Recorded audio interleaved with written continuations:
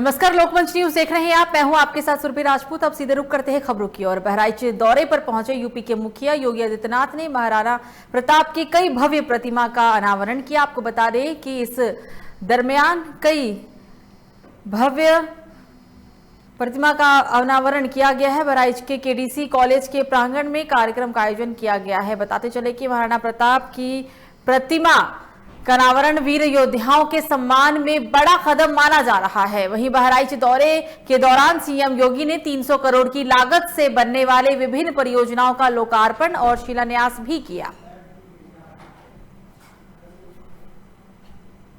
तो महाराणा प्रताप की प्रतिमा का अनावरण किया गया है। 300 करोड़ के विकास कार्यों का लोकार्पण सूबे के मुखिया योगी आदित्यनाथ ने किया है।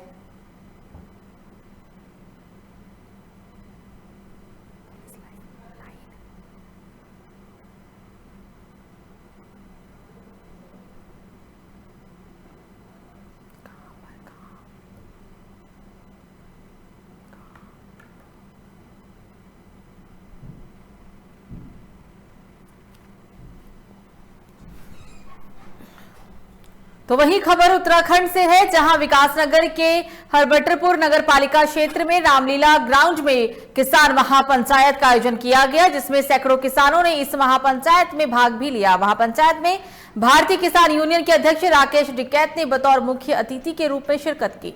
किसान महापंचायत में राकेश टिकैत ने कहा कि केंद्र की मोदी सरकार को सबसे पहले लाल किले के किसान आंदोलन में जो किसान सरकार द्वारा गिरफ्तार किए गए हैं उनको सरकार सम्मान से छोड़े और साथ ही वे सभी किसान बेकसूर थे, ये कहना है उनका। किसान नेता राकेश टिकैत ने यह भी कहा कि उत्तराखंड की 51% युवा नौजवान रोजगार की तलाश में पलायन कर चुकी है। उत्तराखंड सरकार की हिमाचल की तर्ज पर विलेज टूरिज्म को भी बढ़ावा देना चाहिए, जिससे पहाड़ों से मैदान की तरफ हो रहे पलायन को रोका जा सके। कृषि कानून के खिलाफ किसान महापंचायत का आयोजन किया गया, जहां पर आपको बताते चले कि राकेश टिकैत ने मुख्य अतिथि के रूप में शिरकत की और इस दरमियान लाल किले में हुए आंदोलन को लेकर भी उन्होंने उग्र आंदोलन को लेकर बात कही है। उन्होंने कहा है कि जो उस दिन गिरफ्तारी की गई थी या जो फिर जो भी कुछ देखने के लिए मिला था उसमें सभी किसान को रिहा किया जाए, ये कहना है राकेश टिकैत का। उत्तराखंड सरकार की हिमाचल की तर्ज पर विलेज टूरिज्म को बढ़ावा देना चाहिए, जिससे पहाड़ों से मैदान की तरफ हो रहे पलायन को रोका जा सके।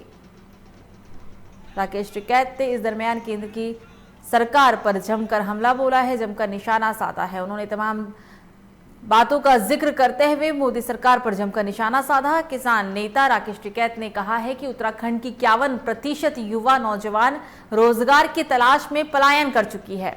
उत्तराखंड सरकार की हिमाचल की तर्ज पर विलेज टूरिज्म को भी बढ़ावा देना चाहिए, जिससे कि पहाड़ों से हो रहे पलायन को रोका जा सके।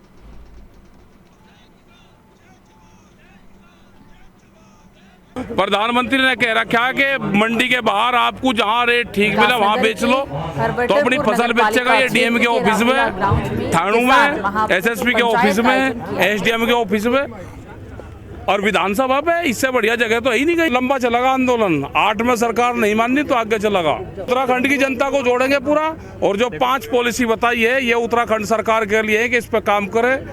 जो विलेज टूरिज्म पॉलिसी, उसी से यहाँ की जान बच सकती है। टिकैत साहब यहाँ पर आए हैं और किसान महापंचायत करने का काम किया है, मैं इनका स्वागत करता हूँ। निश्चित रूप से किसानों के समर्थन में हमेशा कांग्रेस रही है और इन काले कानूनों के खिलाफ कांग्रेस का समर्थन पूरे देश के अंदर किसान महापंचायत को है, इस आंदोलन को है। और जो भी लड़ाई किसान महापंचायत लड़ेगी, जो भी जाति लोकतांत्रिक सरकार लोकतांत्रिक तरीके से जो भी लड़ाई होगी उसमें कांग्रेस का पूरी तरह समर्थन होगा। प्रधानमंत्री ने कह रखा है कि मंडी के बाहर आप।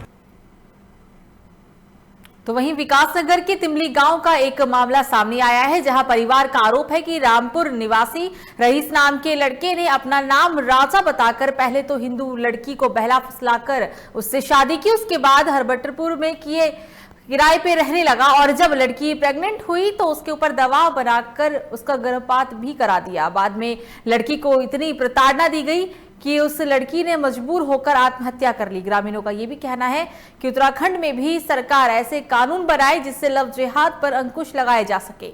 चौकी प्रभारी ने बताया है कि आईपीसी की धारा के तहत नामजद मुकदमा दर्ज कर लिया गया है और आरोपी को भी इस दरमियान गिरफ्तार कर लिया गया। लव जिहाद का मामला सामने आया। बताया जा रहा है कि मुस्लिम युवक ने खुद को हिंदू बताकर पहले हिंदू लड़की से शादी की और उसके बाद जब लड़की गर्भवती हो गई तो उसका जबरन गर्भपात भी कराया, जिसकी वजह से लड़की ने आत्महत्या कर लिया।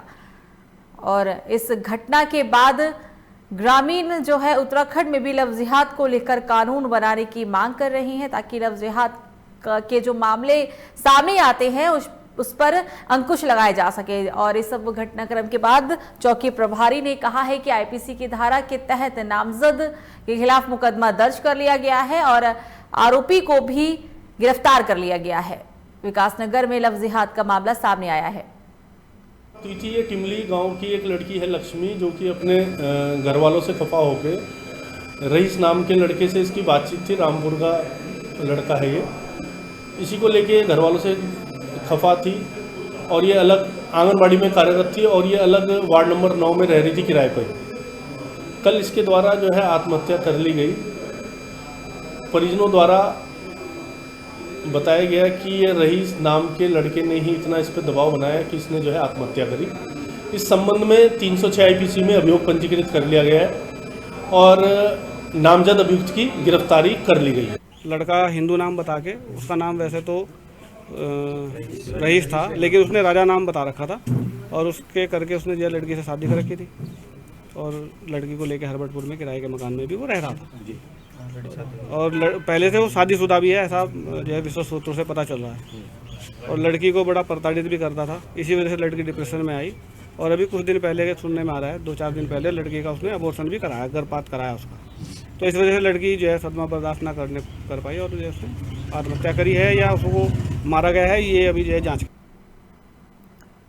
तो वहीं यूपी में बोर्ड की परीक्षाएं 24 अप्रैल से शुरू होनी है। कोविड के बीच बोर्ड परीक्षाओं को सफल तरीके से कराए जाने को लेकर शिक्षा विभाग भी सतर्क है। इस कड़ी में लोकमंच न्यूज संवाददाता ने विनय मिश्रा ने परीक्षा की तैयारियों को लेकर बाराबंकी जिले के विद्यालय निरीक्षक राकेश कुमार वर्मा से खास बातचीत की है। आप भी सुनिए ये बातचीत। इस समय जिला विद्यालय निरीक्षक डॉक्टर राजेश वर्मा जी से बात करेंगे कि बाराबंकी में परीक्षा आगामी 24 अप्रैल शुरू होनी है, उसको लेकर के क्या तैयारियां सब की गई हैं? जनपद बाराबंकी में 113 परीक्षा केंद्र बनाए गए हैं और सभी परीक्षा केंद्रों को 3 जोन में और 14 सेक्टर में विभाजित करते हुए मजिस्ट्रेट्स की तैनाती कर दी गई है। इसके अतिरिक्त सभी परीक्षा केंद्रों पर एक बाह्य केंद्र व्यवस्थापक और 11 परीक्षा केंद्रों पर अतिरिक्त केंद्र व्यवस्थापकों की तैनाती की गई है। शासन की मंशा के अनुरूप 50% बाह्य कक्ष निरीक्षकों की तैनाती के भी आदेश दे दिए गए हैं और इसके अतिरिक्त सभी परीक्षा केंद्रों की सतत निगरानी के लिए जनपद मुख्यालय पर मॉनिटरिंग सेल का गठन कर दिया गया है और हम लोग सतत जो भी CCTV वॉइस रिकॉर्डर आदि जो व्यवस्थाएं हैं उनका यहाँ से सतत मूल्यांकन कर रहे हैं, पर्यवेक्षण कर रहे हैं और किसी विद्यालय में अगर कोई त्रुटि या कमी मिलती है तो उसको हम लोग दूर करने का प्रयास कर रहे हैं। जब परीक्षाएं 24 अप्रैल से प्रारंभ होंगी तब तक सारी व्यवस्थाएं हमारी पूर्णतया ठीक रूप से हो जाएंगी। सर, कोरोना काल भी चल रहा है तो उसको लेकर के क्या दिशा निर्देश हो? कोविड-19 के चलते आप जानते हैं कि राज्य सरकार ने 1 से 8 तक के विद्यालयों को 24 तारीख से बंद कर दिया है 31 मार्च के लिए, जो भी परिस्थिति होगी। बाकी जो हमारे हाई स्कूल इंटर में जहाँ पे परीक्षाएं चल रही हैं संभवतः 27 तक परीक्षाएं संपन्न हो जाएंगी और 31 तक अवकाश रहेगा। उसके बाद जो भी राज्य सरकार विभाग द्वारा गाइडलाइन मिलेगी तदनुसार हम लोग कार्रवाई संपन्न करेंगे। नकलविहीन परीक्षा करानी है तो उसके लिए कंट्रोलिंग रूम यहाँ? हाँ, जनपद स्तर पर कंट्रोल रूम बना लिया गया है। स्टेट लेवल पर भी कंट्रोल रूम की स्थापना कर दी गई है और मैंने आपको बताया कि हमने सभी विद्यालयों में एक स्टार्टिंग मजिस्ट्रेट की भी तैनाती की है और सेक्टर मजिस्ट्रेट की भी तैनाती हो गई है।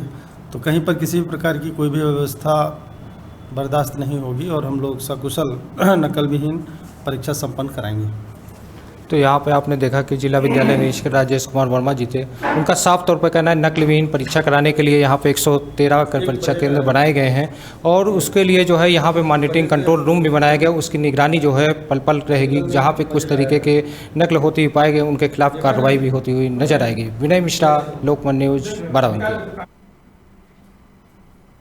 खबरों में आगे बढ़ते हैं, बात करते हैं यूपी के वाराणसी की, जहां वाराणसी के वृद्धा आश्रम में होली मिलन समारोह का आयोजन किया गया। वृद्धा आश्रम में वृद्धजनों से मिलने के लिए डंडा की परियोजना अधिकारी जया सिंह और तहसील अधिकारी निर्भय भास्कर पहुंचे। दोनों में वृद्धा आश्रम में मौजूद वृद्धों को कपड़े, रंग और कोरोना से बचाव के लिए सैनिटाइजर भी उपलब्ध कराए। आपको बताते चले, इस दरमियान जया सिंह और निर्भय भास्कर के वृद्धा आश्रम में होली मिलन करने से वृद्धा आश्रम में रहने वाले बुजुर्गों के चेहरे पर खुशी भी देखने को मिली। और यहाँ पे एक बड़ी अच्छी चीज़ ये है कि ये लोग एक परिवार की तरह से रह करके, और आज भी जो प्राचीन समय में होली मनाते थे हम लोग, उस तरीके से गा के बजा के होली के गीत गा करके त्यौहार को मना रहे हैं। ये बहुत अच्छी चीज़ लगी यहाँ पे। निश्चित रूप से नकारात्मकता तो है कि हम अपने परिवार में वृद्धों को नहीं रख पा रहे हैं, अपने माँ बाप को नहीं रख पा रहे हैं, लेकिन ठीक है वहाँ नहीं रख पा रहे हैं, लेकिन यहाँ पे हैं तो ये यहाँ पे एक साथ में रह करके अपने अनुभवों को साझा कर रहे हैं और रह रहे हैं। और इसमें आज के त्यौहार में इन लोगों को नए कपड़े देना, और ताकि त्यौहार में नए कपड़े, नई ऊर्जा, नए विचार के और नए उत्साह के साथ ये त्यौहार को मनाएं और आगे इसी तरीके से अपने अनुभवों से सबको सराबोर करते रहें, यही मेरी शुभकामना रहेगी। और यहाँ पे एक बड़ी अच्छी तो वहीं पूर्व मुख्यमंत्री कमलनाथ दमोह सभा स्थल महाराणा प्रताप स्कूल ग्राउंड और कांग्रेस के प्रत्याशी अजय रंजन का चुनाव प्रचार करने के लिए पहुंचे। आपको बता दें, पूर्व मुख्यमंत्री कमलनाथ ने सभा को संबोधित करते हुए कहा कि मैं दमोह की जनता को सावधान करना चाहता हूं कि भारतीय जनता पार्टी चुनाव जीतने के लिए सब कुछ करेगी, पुलिस का उपयोग करेगी। मैं सरकारी कर्मचारी से कहूंगा कि आपने जो शपथ ली थी उस शपथ का सम्मान रखना और आप किसी तनाव में मत आइएगा। आप इतना याद रखिएगा कि आज के बाद कल भी आता है। उन्होंने ये भी कहा कि आप इस बात का ख्याल रखिएगा कि मैं इस चुनाव को उपचुनाव नहीं मानता। आप अजय टंडन को वोट करते हैं तो आप हमें वोट करते हैं।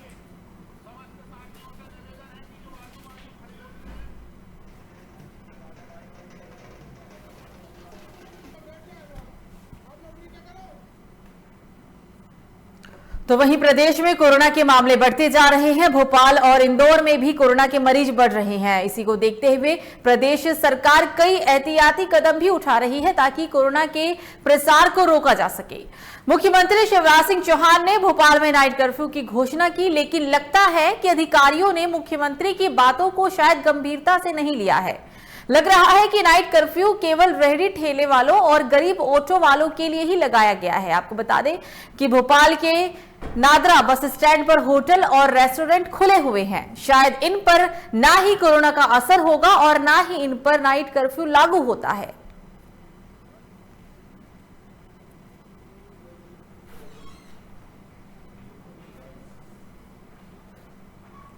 तो वहीं सीतापुर विधायक व सूबे के खाद्य मंत्री माननीय अमरजीत भगत अपने निजी दौरे पर सीतापुर में लोगों की समस्याओं को निदान करते हुए अधिकारियों को सख्ती से कार्य करने के दिशा निर्देश दिए हैं। आपको बता दें कि मंत्री जी ने लोगों को होली पर्व की हार्दिक बधाई देते हुए कोरोना से बचने के लिए और शांतिपूर्वक होली मनाने की बात कही। मंत्री जी ने सीतापुर के अधिकारियों को कार्य करने के निर्देश भी दिए और साथ ही साथ जनता को होली पर्व की बधाई भी दी।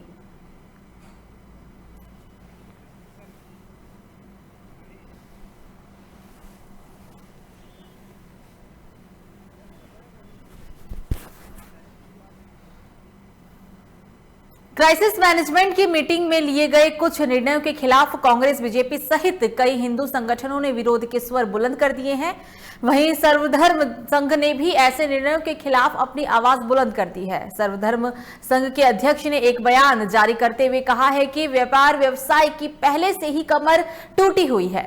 सलानी कार्रवाई से आम जनता भी परेशान हो चुकी है। अब धार्मिक स्थलों और आयोजनों को बंद किए जाने से लोगों में आक्रोश की भावना पनपने लगी है। बीजेपी के कद्दावर नेता कैलाश विजयवर्गीय ने भी शासन के इस आदेश की आलोचना की।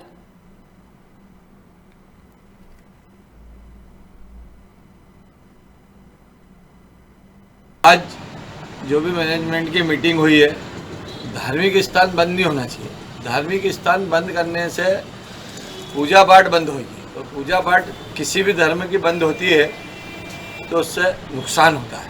जनता जब साथ दे रही है तो उसको अभी साथ जिला प्रशासन और शासन को उसकी सारी समस्याओं को देखने के बाद सारा निर्णय लेना चाहिए। निर्णय हो रहा है मैनेजमेंट कमेटी, निर्णय हो रहा है शासन स्तर पर, तो पहला सब आम जनता से, धार्मिक लोगों से बैठक करी जाए, सभी धर्म के लोगों को वहाँ बुलाया जाए और बैठक करके ही किया जाए। आज जो भी मैनेजमेंट की मीटिंग हुई है, धार्मिक स्थान तो वहीं इंदौर क्राइसिस मैनेजमेंट कमेटी की बैठक में होली पर सख्ती और लॉकडाउन लगाने जैसे निर्णय की आलोचना करते हुए विधायक संजय शुक्ला ने कहा है कि भाजपा सरकार अभी तक गरीब विरोधी थी, लेकिन अब हिंदू विरोधी भी हो चुकी है। रंगों के त्योहार पर सरकार ने कोरोना की आड़ में प्रतिबंध लगा दिया है। होली का त्योहार धार्मिक महत्व के साथ साथ ही आर्थिक महत्व से भी जुड़ा हुआ है। होली दहन पर हमारी माता बहनें होलिका की पूजा करती हैं और हर मृतक परिवार में समाज और परिवार के लोग रंग डालने जाते हैं। बताते चले कि भाजपा सरकार प्रशासन के साथ मिलकर इंदौर की जनता की खुशी के रंग में भंग डालने का प्रयास कर रहा है, लेकिन हम ऐसा नहीं होने देंगे और किसी भी कीमत पर त्योहार जरूर मनाएंगे।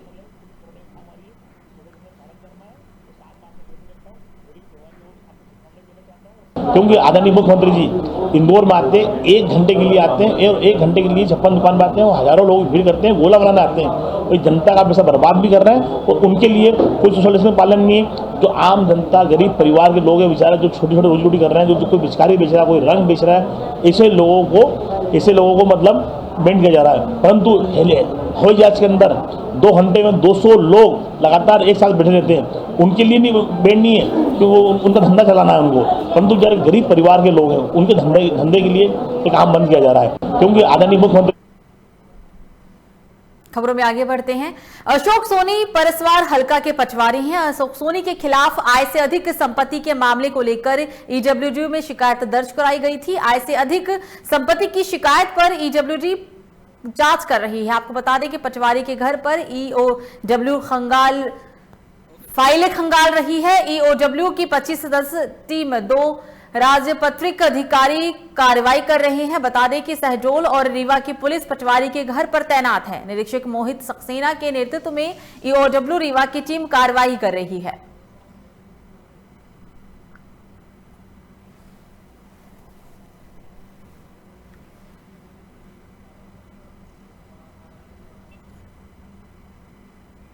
तो वहीं बाजपुर के दोराहा स्थित सैकड़ों साल पुराने विश्वविद्यालय पेड़ को 3 महीने की मेहनत के बाद केलाखेड़ा के इंटर कॉलेज में रिप्लांट कर दिया गया है। आपको बता दें कि पेड़ को हटाकर रिप्लांट करने में पर्यावरण संरक्षण अभियान से जुड़ी टीम ने महत्वपूर्ण योगदान दिया। आपको बताते चले कि उच्च न्यायालय और के आदेश पर बाजपुर के दरोहा चौराहे पर चौड़ीकरण का कार्य स्थानीय प्रशासन ने शुरू कर दिया था, जिसके चलते मुख्य चौराहे पर वर्षों पुराने विशालकाय पीपल और खजूर के पेड़ को काटने का निर्णय लिया गया था। लेकिन बाजपुर के पर्यावरण प्रेमी अमित सैनी ने पेड़ को काटने की जगह अन्यत्र स्थान पर लगाने के लिए वन विभाग की पीडब्ल्यू अधिकारियों से बात की थी, जिसके चलते दिल्ली के पर्यावरण संरक्षण अभियान से जुड़े अजय नागर ने विशालकाय पेड़ को बचाने और रिप्लांट करने के लिए 3 महीने पहले ही कार्य करने भी शुरू कर दिए गए थे। रिप्लांट की प्रक्रिया पूरी होने के बाद विशालकाय वृक्ष को केलाखेड़ा के इंटर कॉलेज में स्थापित कर दिया गया।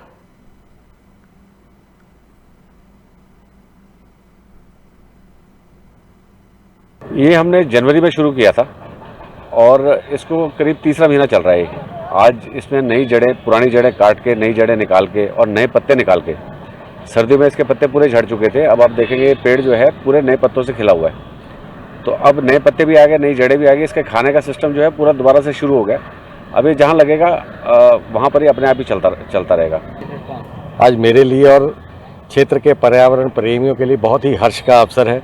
7 महीने पूर्व मैंने इसकी मुहिम की शुरुआत की थी, जब इस पेड़ को काटा जा रहा था, लेकिन मैंने प्रयास किया कि ये ना काटा जाए और मेरी वो मुहिम आज सफल हुई और आज इस पेड़ को यहाँ से हटा करके दूसरी जगह रिप्लांट कर दिया। तो वहीं लखनऊ में बढ़ते कोविड-19 संक्रमण को रोकने के लिए इलाके में सैनिटाइजेशन करने के लिए अभियान चलाया जा रहा है। आपको बता दें अभियान का शुभारंभ जिलाधिकारी अभिषेक प्रकाश ने किया। बताते चले कि इस दौरान आरआर विभाग चौक से सैनिटाइजेशन वाहनों को रवाना किया जाएगा, जहां सैनिटाइजेशन के लिए steam colour 35 tractor tank sanitizer pickup वाहन इसमें शामिल है।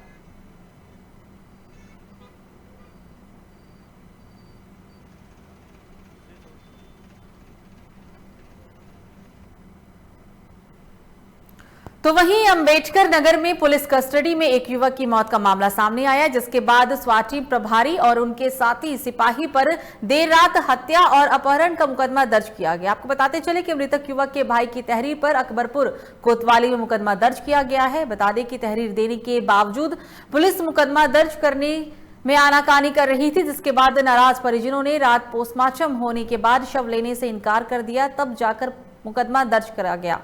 तब तक मुकदमा दर्ज किया गया। आपको बताते चले इस दरमियान ये भी कहा जा रहा है कि जल्द से जल्द दोषी पुलिसकर्मी के खिलाफ कार्रवाई की जाए।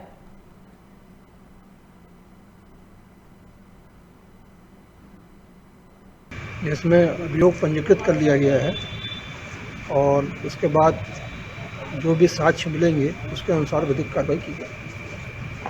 इन लोग की मांग में गिरफ्तारी की, मैंने कहा जो भी साक्ष्य मिलेंगे उसके हिसाब से विधिक कार्रवाई। तो वहीं कुशीनगर के रामकोला थाना इलाके में पकड़ी बांगर में एक जर्जर भवन को तोड़ने के दौरान हादसा हो गया। दरअसल जर्जर भवन को तोड़ने के लिए 4 मजदूर मलबे के नीचे दब गए। वहीं आनन फानन में मौके पर पहुंचे ग्रामीणों ने कड़ी मशक्कत के बाद 3 मजदूरों को बाहर निकाल लिया, जबकि एक मजदूर को जेसीबी के जरिए 2 घंटे के कड़ी मशक्कत के बाद बाहर निकाला गया। मजदूर को गंभीर हालत में अस्पताल में भर्ती कराया गया है। हादसे के बाद एसडीएम ने मौके पर पहुंचकर घटना का जायजा भी लिया। आपको बता दें ये पूरा मामला जो है वो पकड़ी बांगर के प्राथमिक विद्यालय का है।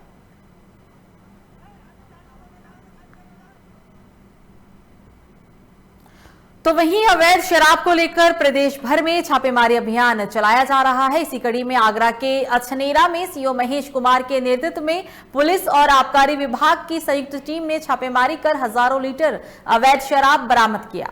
आपको बता दें कि अछनेरा के मांगुरा और साधा इलाके में छापेमारी की कार्रवाई की गई। छापेमारी के दौरान करीब 400 लीटर अवैध कच्ची शराब और लगभग 2000 लीटर लहन को नष्ट किया गया। इसके साथ ही भारी मात्रा में शराब बनाने का सामान भी जब्त किया गया है।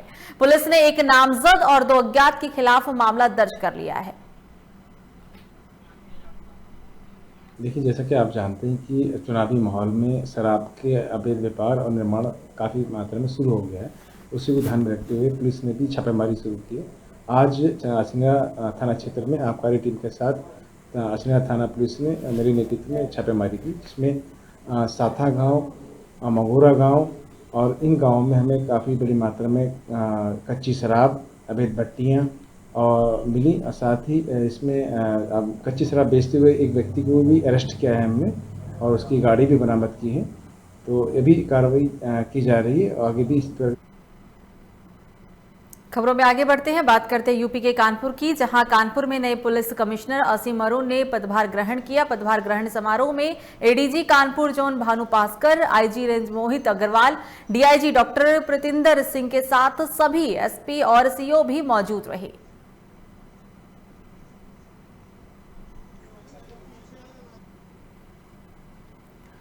होली के पहले होने वाले आदिवासी पारंपरिक भगोरिया हाट बाजार वाले दिन प्रशासनिक अधिकारियों के मेघनगर में रोको टोको अभियान चलाकर बाजार में बिना मास्क लगाए घूमते मिले लोगों पर 100 रुपए का जुर्माना लगाया गया। आपको बता दें कि आदिवासी पारंपरिक भगोरिया में हजारों लोग मेला देखने के लिए उमड़ते हैं। कार्रवाई के दौरान कोरोना गाइडलाइन का पालन भी कराया गया। बिना मास्क वालों को 2-2 मास्क देकर उन्हें घर भेजा गया। जिले में बढ़ते हुए मामलों को देखते हुए ये अभियान चलाया गया है।